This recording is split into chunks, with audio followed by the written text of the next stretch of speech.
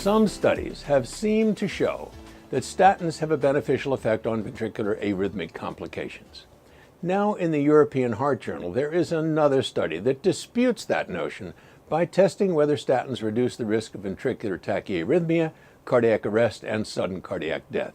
They did a meta-analysis searching the databases Medline, Embase, and Central and found 29 randomized control trials comparing statins with no statins, or comparing intensive versus standard dose statin with more than 100 participants and at least 6-month follow-up.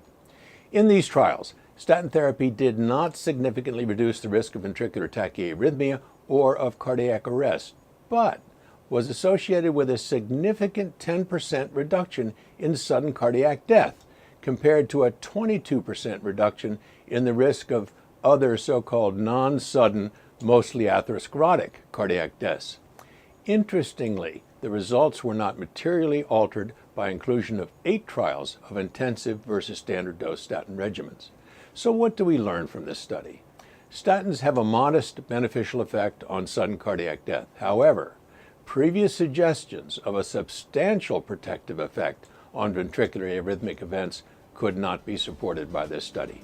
I'm Peter Block, and this is a CardioSource Heart Minute.